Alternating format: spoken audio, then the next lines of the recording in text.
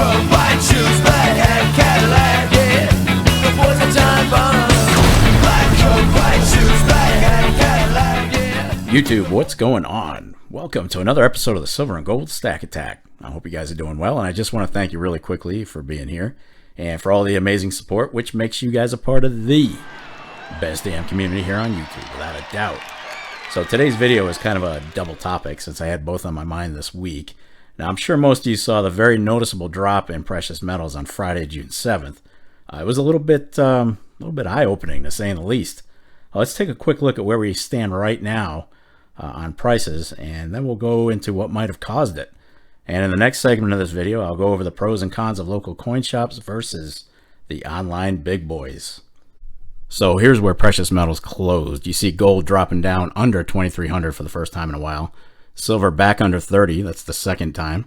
Platinum took a huge drop, 963. Palladium just keeps tanking, just going down. And rhodium nobody really cares about, but that's a snapshot of where we are right now with prices. Now, as if silver and gold hadn't taken a dip, look at the prices of platinum and palladium. They just keep surprising me week after week. Plat in general looked like it was rallying with a nice price spike, but it's back down. Palladium's free fall it just continues to erode the confidence of those who bought into it a year and a half ago at much higher prices, more than double of what it's currently going for right now. I hope for the sake of those who invested in it that the price goes up again someday. Anyway, let's go over the three popular reasons that may have led to Friday's price drop.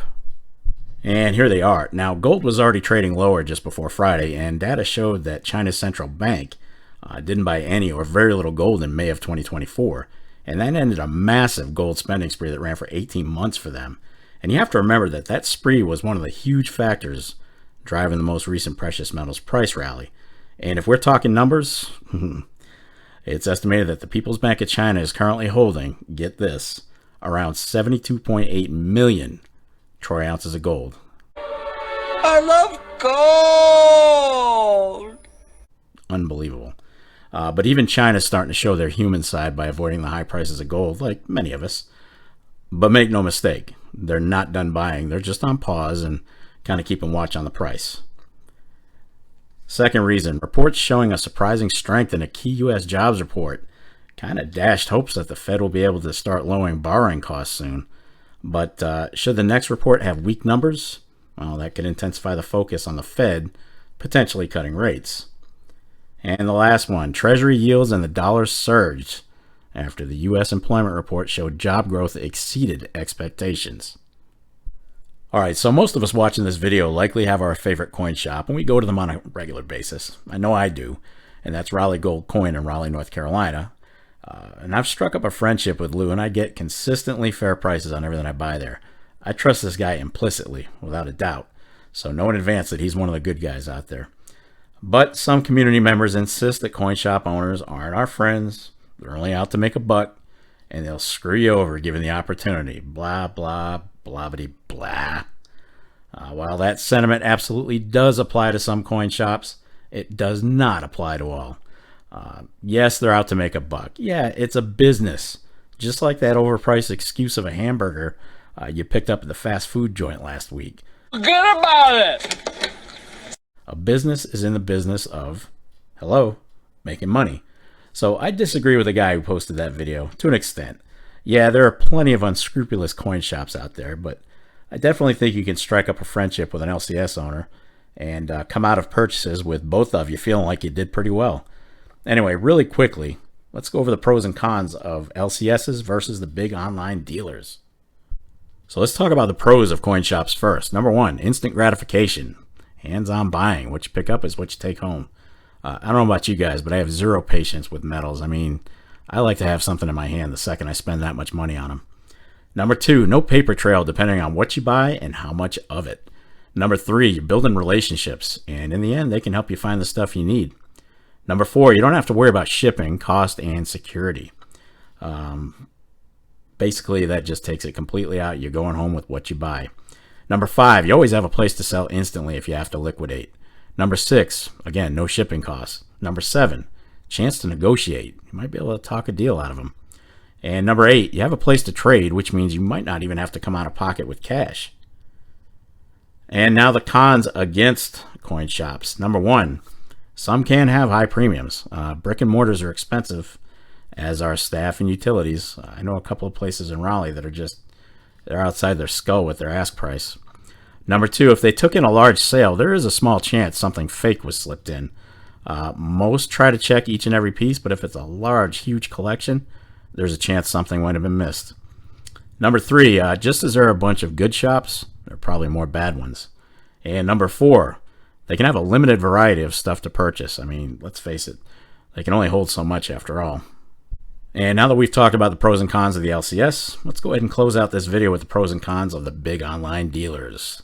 We'll start with the pros. Number one, a trust factor is high. Again, like we talked about earlier, coin shops could take in a fake, but that's very little chance of that happening with the online dealers, at least the big boys. Number two, there's more variety, and it's easier to find exactly what you're looking for. Always a plus. You're going to pay for that, though. Number three, they can sometimes offer a better price due to their volume of sales. But the cons, and there are a few. Number one, you might have to be present to sign for a package. It depends how they ship. And if we're working, like most of us are, that's tough to do. They say we'll be there between such and such time. It's difficult. Number two, shipping time can be long. I've had some that were very quick, and some that I had to call time again just to find out where the hell my package was. Number three, forget negotiating. You can't do it. Number four, if you sell to them, you've got to ship all that stuff off. Number five, paper trails. Invoices are generally cut for most purchases. You'll get them. And number six, look, these guys can sometimes be insanely unreasonable on their pricing. It's ridiculous what some are asking for. All right. There you have it, folks. So what are your thoughts on the LCS versus online dealer debate? Do you prefer one or the other, or are you like a good many of us who, hell, order from both? Be sure to leave a comment down below and let me know what your thoughts are. You guys know I love going through them, so make sure you sound off.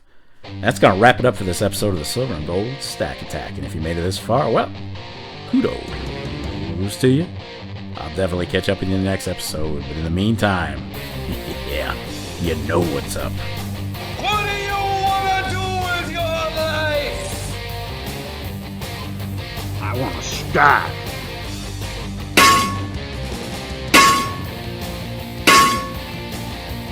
Damn right. Get stacked. Stay safe and be well, everyone. I am out of here. Peace, folks.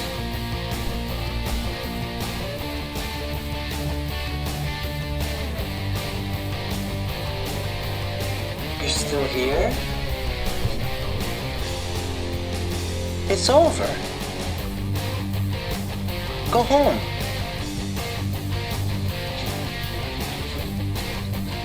Go. Oh, yes. And what was that beginning, middle, and end part again?